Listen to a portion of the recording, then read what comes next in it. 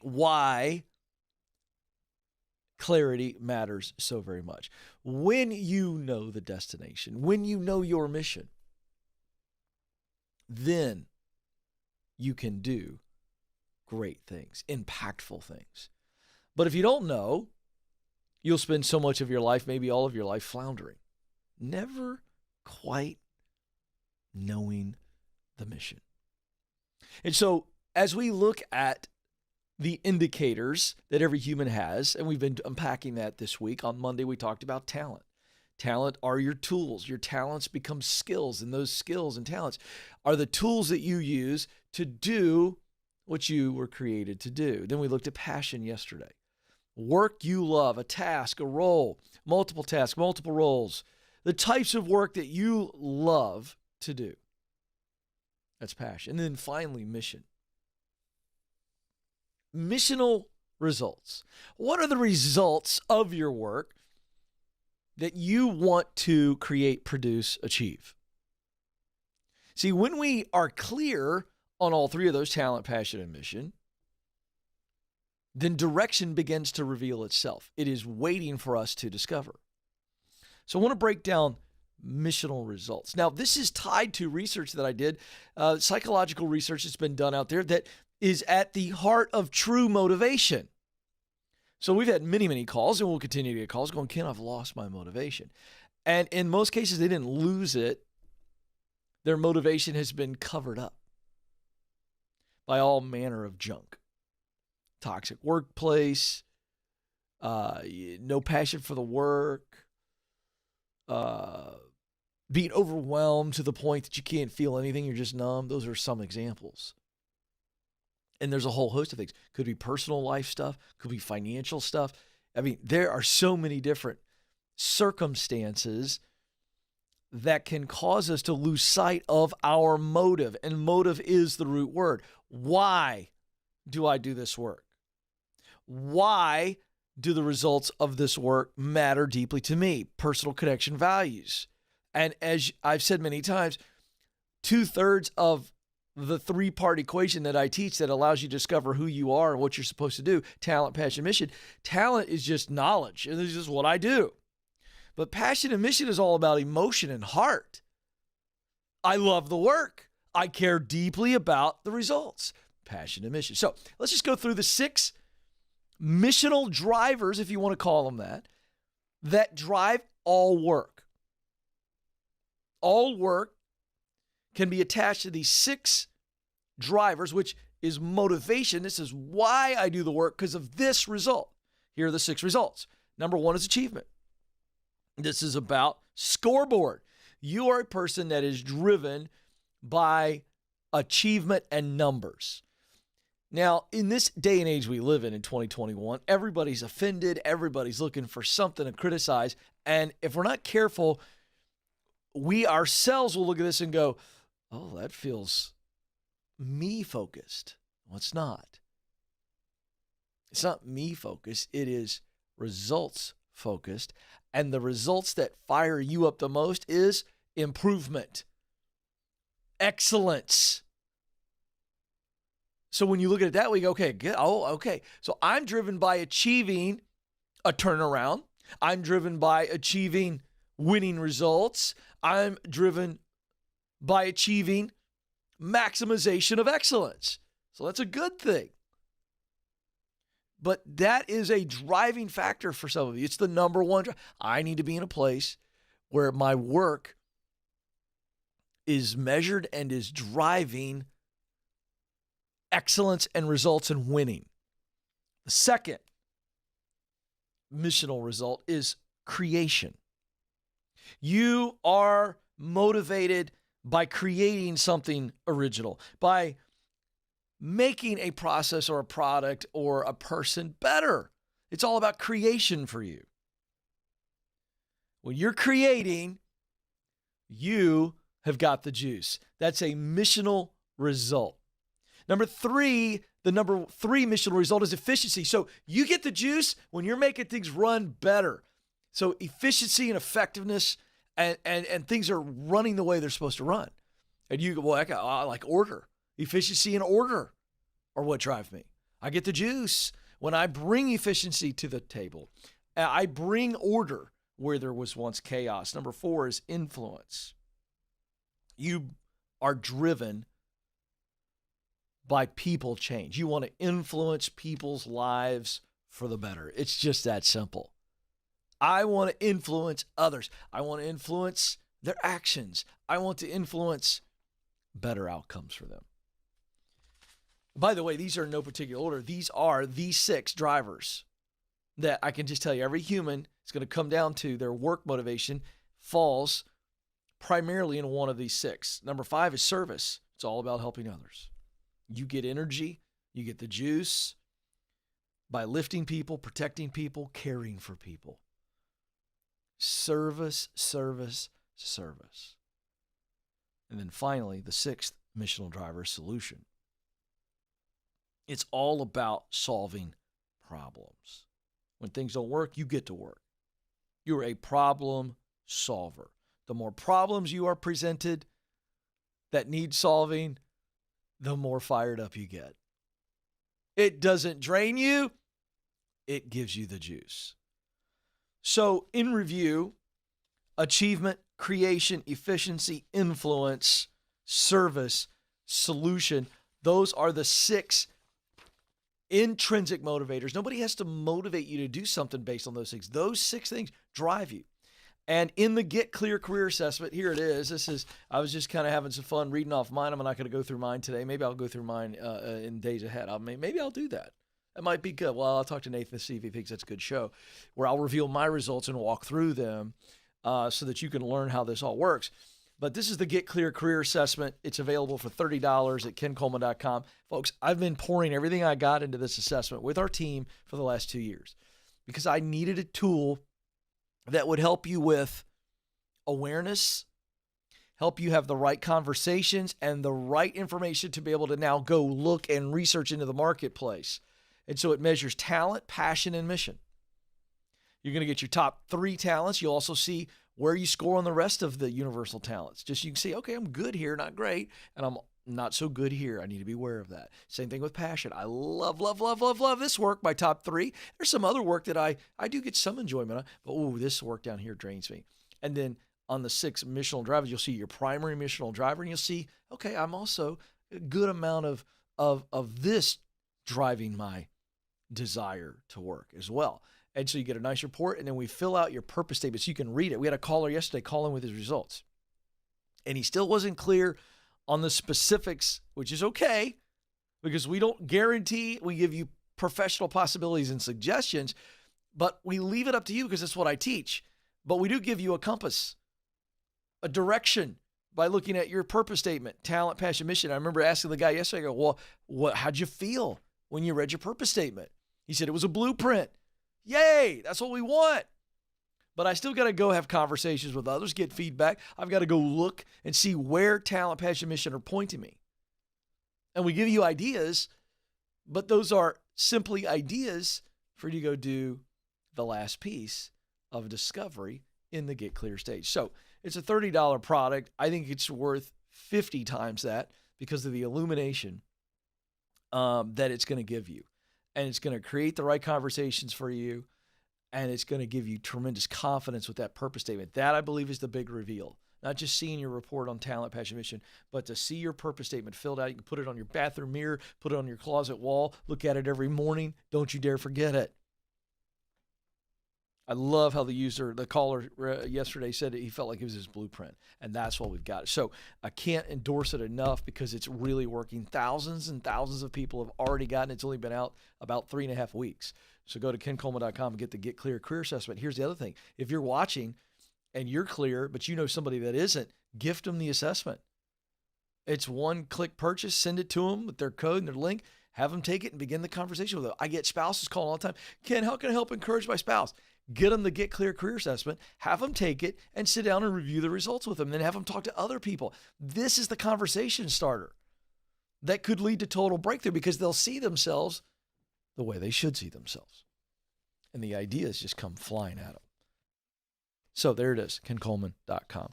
All right, before we get to the phones, I want to remind you, I put this out on social media today. Now it's the best time we've ever seen in the history of America's job market to make a move. And we're getting close to 50% of Americans are making the move this year. But I know that you thinking about a new job and moving comes with a lot of change and a lot of yuck. It's frustrating because you feel like you're spending a lot of time filling out applications, submitting resumes. It takes a lot of time. And you feel like, ugh, is anybody going to look at it? I don't get any response at all. It's crickets. And that sucks. But here's the good news. My friends at ZipRecruiter can help you get that valuable time back in your schedule and take away the negative emotions that come with the job search. ZipRecruiter is the #1 hiring site in the U.S. They've got a one-click apply feature where you apply for jobs quickly and easily without filling out your information many times. And when you find a job you want to apply for, ZipRecruiter submits it for you, and then they connect the company directly to you if they want to interview you. It's no stress, no time wasted. What are you waiting for? It's free. It doesn't cost you a dime, folks. I'm pitching you something that's free, and it works. For the easier job search, sign up right now for free at ZipRecruiter.com/Ken. That's ZipRecruiter.com/Ken. All right, let's get to the phones. 844-747-2577. Jody joins us now in Salt Lake City, Utah. Jody, you're on the Ken Coleman Show. Hi, Ken. How are you? I'm living the dream, Jody. What's up? So I am struggling with not getting job offers or interviews because I am overqualified. Oh, now I got to tell you, I've heard this many, many times before. So that's good news because I know how to help you, but it's also bad news in that I've got to challenge you before I think I can help you. Okay. So it is my general belief that anytime someone hears feedback that you're overqualified, it is because they think you won't take what they're going to offer you financially, or they know for a fact that what they can offer you is probably well below what you're looking for. And it's kind of a gentle letdown. That's my, I think that's what happens most of the time. Because, and let me stay with you on this before I get your feedback.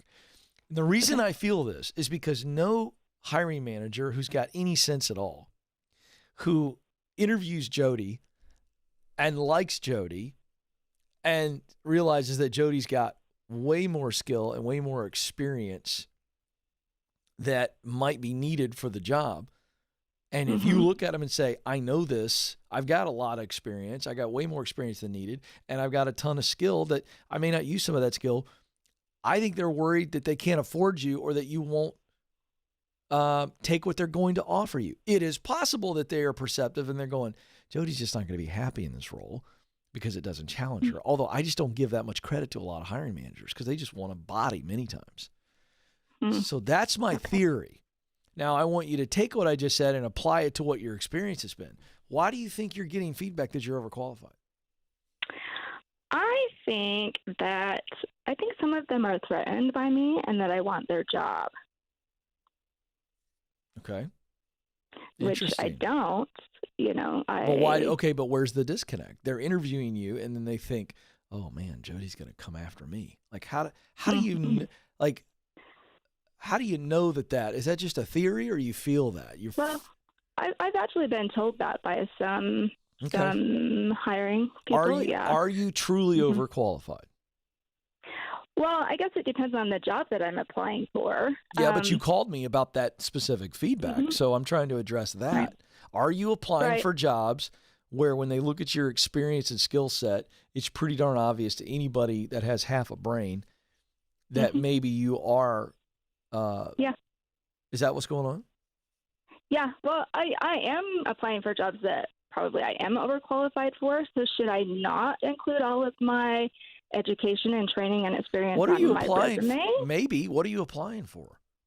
So I have a bachelor degree in aviation science, and I have a commercial pilot license, and I have, a whole lot of customer service experience, and I've done a lot of things in my life, and I'm working on another bachelor degree right now. And so, I just applied for one of my dream jobs the other day, which could be a dispatcher for an aviation company, and I didn't get it because I'm overqualified. But I have all of the experience in that. I don't. So in that case, something's missing, and I don't buy it. I think they're lying to you. Companies. Yeah, I don't know. You ever break up with a boy in your life before did you ever Mm-hmm. break up? Did you ever kind of give them a false line just to try to let them down easy? Well, sometimes. Yeah. I think that's what's happening. Because here's what I don't buy. I don't buy that for the aviation dispatch role. That what you told me so far, I don't buy that you're overqualified. Yeah. I don't wonder know. if have you in that, let me ask you this. In that particular situation, did you get to the point where you talked salary expectations? They told me what the salary was, and I said that was fine, which, it was a little bit low for my experience that I have. That was more of like for a beginning, dispatcher. But did you express that to them in the conversation, that the way you're kind of telling me? Okay. No, so the evidence lines up. pay. So the evidence lines up that that's their easy way. That's a nice way of them breaking up with you. They just chose somebody else. That's my take.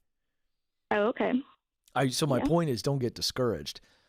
I rarely buy the overqualified line. I think it's an easy breakup line, and I think it's hiding what the real reason is. And usually it's that your salary expectations are higher than they're willing to pay. So they go, well, you're overqualified because you're making this, or you certainly made this. So they kind of believe you. Or they're just giving you a line because they're trying to just not have any tension. It's an easy one. Right. Or they chose somebody else and are trying to let you down easy. So all that said, none of that really matters. You should not be discouraged. It doesn't sound like to me you are applying. If that's your dream job, then you go back for it again somewhere else. But you're going to have to use the proximity principle. I'm going to give you my best-selling book, The Proximity Principle, because it's all about the art of connections and how you connect so that when you go in and apply for this dream job, you have got way more going for you before you ever even step into the interview room, because they've heard good things about you, they know about you, or opportunities essentially come to you through connections, and you're not just out there competing against everybody else. I think that's the secret for you right now, but you cannot get discouraged. But if I give you the book, will you promise to read it? Yes, of course. Okay, because listen, it's about people and places, and this opportunity, the right opportunity, is out there.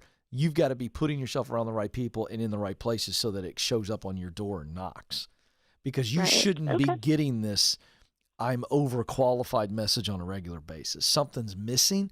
And I think ultimately it's just you're not winning the competition. And we can't forget that this is a competition. You're competing against people. Right. You know what I mean? Right. So, and that's where I've been told, that I should not put all of my experience and education on my resume. And I have an issue with that because, well, let me say this. I I've teach, worked hard. I get it, but I've got a resume guide that's free at kencoleman.com that you should download and read as well. And it comes with a free template. And then for $10, you can get multiple templates that we use. And I think you need to read that free guide. It's a PDF. Take you 7 to 10 minutes. But here's the deal. I do teach to only put relevant experience on your resume. So based on what you told me, I would not put all that marketing experience on there if you're going for an aviation job. Because nobody cares. Think about it. If you're applying for an aviation dispatch position, they don't really care if you can write sassy copy. Right. Well, I'm just thinking that all of the education and training, shows that you have dedication and you're responsible and you achieve goals and all that kind of stuff, Sure. I'm not disagreeing with you. Read you'll see. My point is, you can put all that education. It's the last piece of my resume anyway, because I don't think anybody cares where you went to school.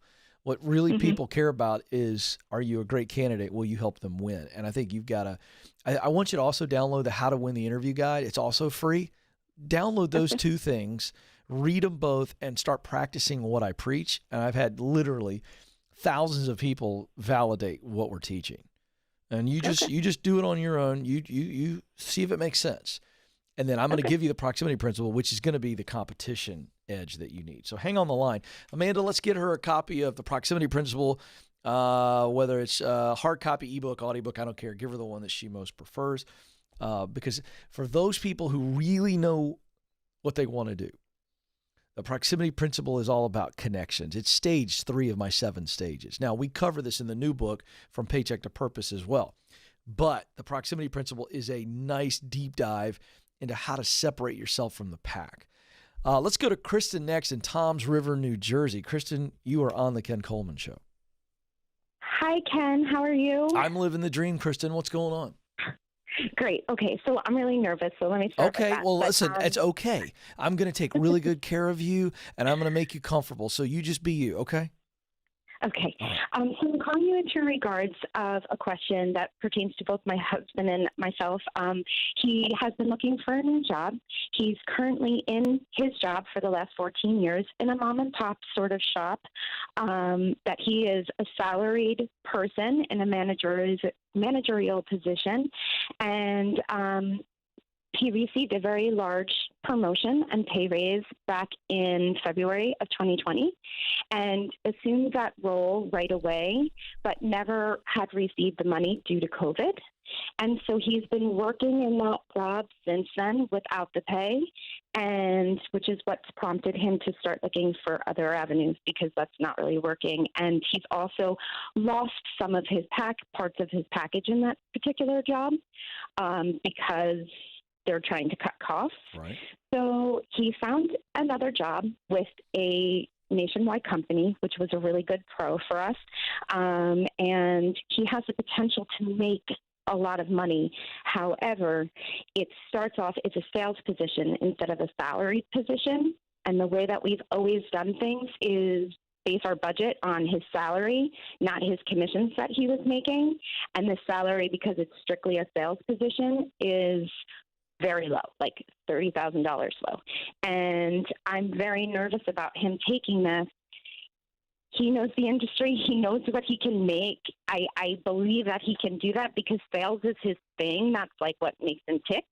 And so I'm just wondering if this is a good choice. Sounds like a great choice. Sounds like you're just scared to death because of the change. I am. Yeah, I get it. By the way, we'd have to go into our savings to kind of. I don't know. Let's like, hold on a second. Wait a second. So let's first realize that you called to say, is this a good decision? And it sounds like it's a great decision because you know what he believes he can make based on what they told him, correct? You know the number. Yes. If he makes that number, how well are you going to feel about this whole move? If he makes that number. Amazing. Of course. So let's just be realistic. You don't have to tell me, but have you and he sat down together at the old kitchen table or in the living room or on the back porch or whatever and walked through what the first 3 to 6 months could look like based on what they're telling him? Yes. Okay, then. Well, how does it look? How does it look in the first 3 months? It looks scary to me because of a lot of the loss in income over this last year, we dipped into our emergency account. So we really only have enough money to get us through a good 5 months. Okay, but but are you telling me that when you all sit down and look at the first 3 months, that he's not going to make enough for you guys to be able to make it through? You're going to have to dip into your emergency fund? Yeah, because his base salary is only $30,000. But he's not making any commission in the first 3 months? Not in the first month, and can potentially make it for the first 2 months. Okay, wait a second. What has to be in a training mode? Okay, but what has to be true for him to actually make commission in month 2? What has to be true for him to make commission in month 2? Yeah. He would still be training as the leads come in. He can work them, but he would be working them with the person who's above him. Okay, so again, that's all a bunch. I get it. But my point is yeah. He's going to be able to make commission. He will, yeah. Is it partial commission or full commission? It'll be the full commission. And he's going to be working these leads with the person training him in month 2? Yes, up to month 3. My gosh, the highest, that's a really high probability that he's going to make the commission that you're all excited about, right? I guess so. So now we're only talking about 1 month that we're going to have to really pull in and go, okay, we don't know where we're going to land. Well, we have an idea where we're going to land. It's going to be no commission at all first month. True or false? It will be no commission the first month. Correct. Okay, then. So what do we have to do there? Do we have to hit the emergency fund? Can we sell some stuff? Can you work a side hustle for 1 month to not touch the emergency fund? What are all the things that we could do to make up the difference in 1 month? I can work a side hustle. I've been doing that since like the demotion and some of the pay. Okay. So making up for that, and we've been surviving on that. So yeah, and I can amp that up. Yes, for sure, you can. Which I plan to do. Yes, you can, Mama. You're amazing. You could do that for 2 months or 3 months. I can. For only 3 months, you could bust it if you had to. Yes. And not touch the emergency fund. True or false? I could, but would still have to take probably, I would think. No, stop. Wait. You just said I could, but. So it's either I could or I can't. I could, minus, I would still probably have to take out a maximum of $2,000, at least $1,500 to cover month 2 and 3. Right. That's if he makes no commission in month 2 or 3. If he makes no commission in 2 or 3. Come on. Correct. Do you hear yourself? Yes. If he was on the line right now. I get I'm used to. I get it. I'm just coaching you up. I'm not picking on you. But if I he was know. on the phone right now, would you have said it that way? Yes, I would have said it that way. It's just. But he would have looked at you like, he wants babe. to do this. He feels fired up about it, as you would say, and he wants to do this. Do you think he's not gonna? Do you think he's not gonna close any deals in month 2 or 3? Do you really believe that? No. Of course, I don't. Okay, then. So you can't believe that and then feel the way you're feeling. You got to choose. Right. Yeah. Well, so I did challenge to take it. I just was calling to verify with you that it seems like. Yes. Okay. Is it a smart decision? Yes, it is a smart decision. But now I'm coaching you because he needs to know that you believe in him. He does. All right. Right. Well, I mean, I don't know. The way you just said that was, I don't believe that he can close anything in month 2 or 3, the way you were saying earlier. Then when I asked you point blank, do you believe in him? You said yes, but you're not saying that. So we've got to decide what we believe. So we either believe. I do. All right, then. So then you got to start acting that way. Right. You're right. I know I'm right. And I'm going to push you a little bit further. When I go to sit in a chair, doesn't matter where I'm at, when I'm sitting in the chair, I am forced to confront whether or not I truly believe that the chair is going to hold me when I sit in it. Does that make sense? Yes. I know this is the craziest random example, but it's actually going to really make sense. Okay. But you don't sit there and stew over it. You go, I pretty much believe that chair is going to hold me, so I sit in it. Right. But I don't actually believe that the chair is going to hold me until I do what? Until you sit on it. Until I actually sit on it. And you're going, I really believe in my husband. I think he's amazing. But I'm going to have to use $2,000 of savings and we're going to starve. Yeah. I get it. I know. I'm driving the nail all the way through the wood here because I understand where you are. I understand the fear, and I get it. You're very normal. There's nothing wrong with you, Kristen. You just have to face the fear and say, fear, shut up. Here's all the reasons why what you're saying to me is lies. But you're going to have to get the truth and focus on the truth. And we've just walked through all of the truth. So now when fear tells you this is crazy scary and that you guys are going to burn through your emergency fund, because here's what will happen. If you believe the fear, you're going to make the preemptive decision and use the emergency fund when you may not need to use it. You're probably right on that. And I'm going to go ahead and say that I'm right on that as well. Because we act on what we believe. So I can say, I believe the chair is going to hold me. But if I don't sit in the chair, I actually don't believe. But when I believe that the chair holds, then I sit in it. And by the way, the reason I'm using the chair sitting analogy is because if you think about that, we do that every day of our lives and we don't even stew on it. But the reality is, Joe, I could sit in a chair that looks totally like it could hold me. But if the leg is broken and I'm unaware of it, I could tumble and fall. and hit my noggin, as my grandmother used to say. But we don't walk around every time we sit down going, let me get down here on all fours and check the screws on all of these legs. Let me do a little shake, a little pressure. We don't do that. Why? Because we're not in a place of fear. But when we are terrified of something, we look for it everywhere. We're going to fail financially. We're going to starve. We're going to live under a bridge. And so we start seeing evidence for that everywhere. So it's really important, folks. When you're dealing with fear and doubt, you have got to face fear and doubt. I mean, face it like for real. And I'm your guy. If you want to call me, we'll walk through it. Because we got to put fear and doubt on the witness stand and put them to the test. Sometimes fear and doubt are telling the truth. Sometimes they're not. And we got to get the narrative right. Because I said this on yesterday's show. It was so good, Joe. I've been thinking about it all morning. When I allow absurdity to stay in my mind, it seeps down into my heart and becomes reality. So we got to expose the absurd. And then we can move forward. All right, quick break. When we come back, we're going to get to really fun in the news story.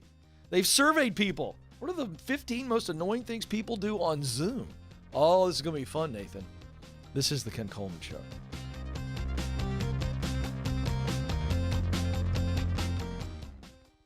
Our world is changing, but so are we.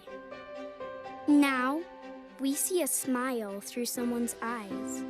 We conquer our struggles and cherish each moment because we are shielded through faith and assured by hope. And greatest of all, we love. The world is different, but so are we.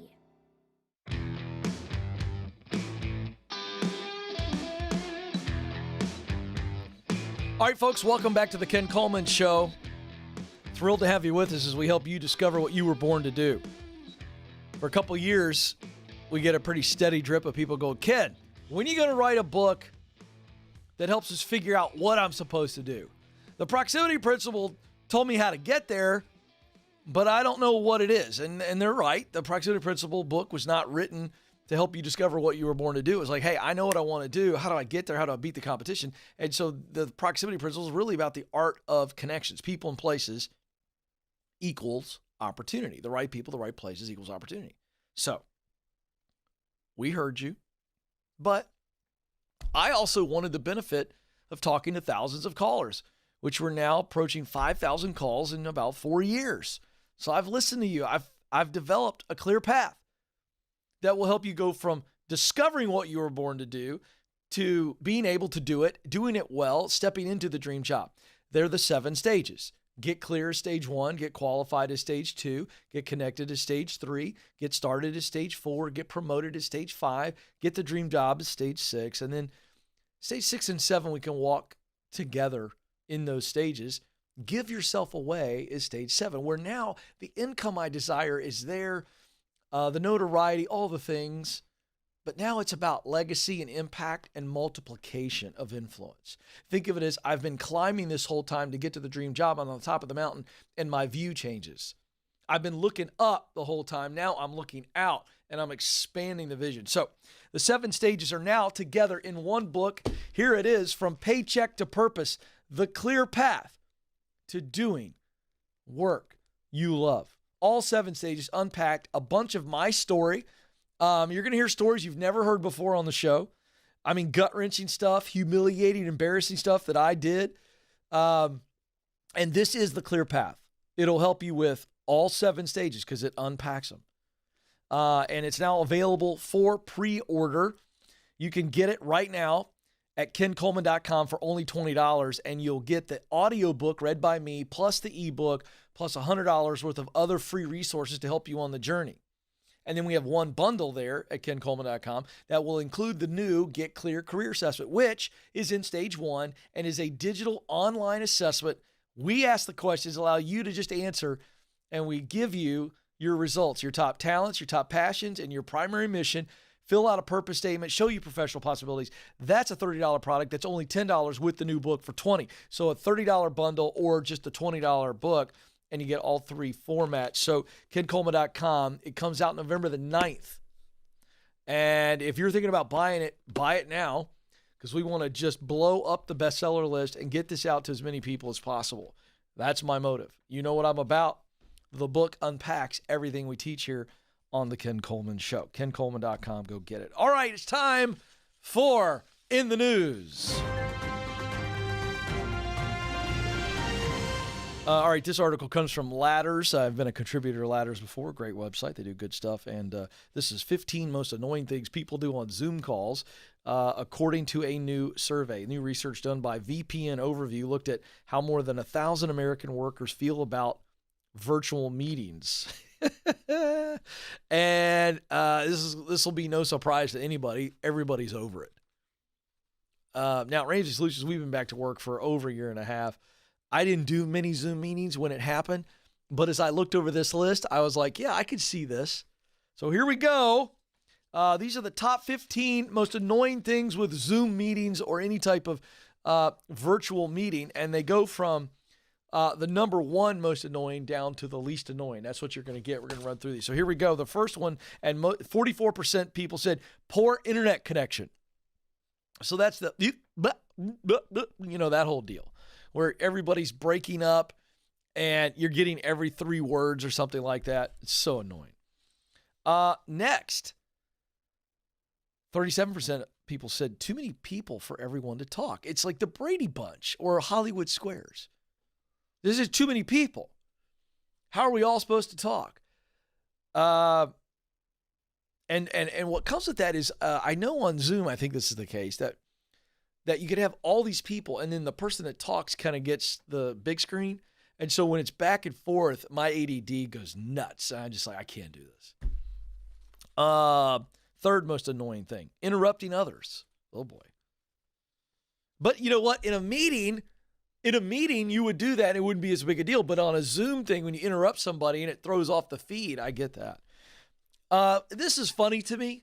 Eating food was a close fourth.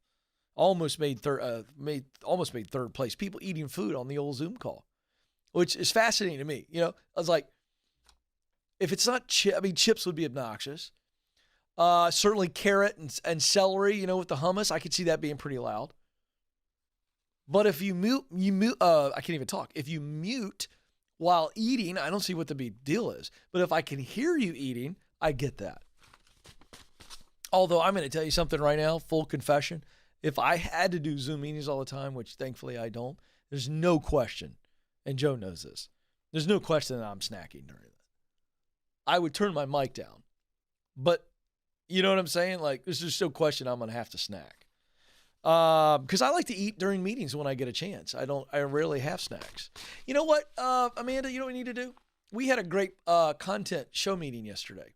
And it's like 10 people in the room. And I was asking for some collaboration. And I need to bring some fun snacks and candy to those meetings. I fully approve.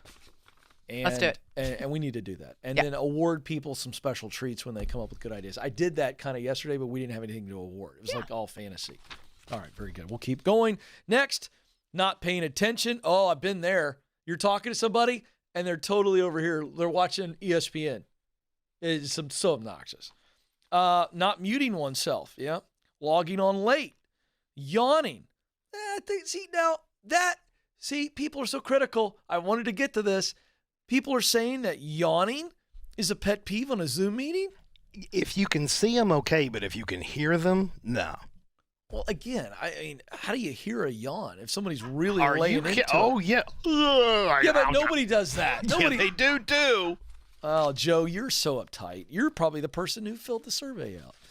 I mean, if I'm watching a Zoom call and somebody yawns and they don't do the, Yogi Bear yawn, then it's not bothering me at all. I don't know. Unprofessional behaviors next. Messy room, background. See, it's none of your freaking business. You know what? If you got a bunch of trash all over your countertop and that's in the Zoom, that's your business. I'm not really going to get that bent out of shape. People not turning on their video. Of course, that's like the dad-mom effect. You know what I mean?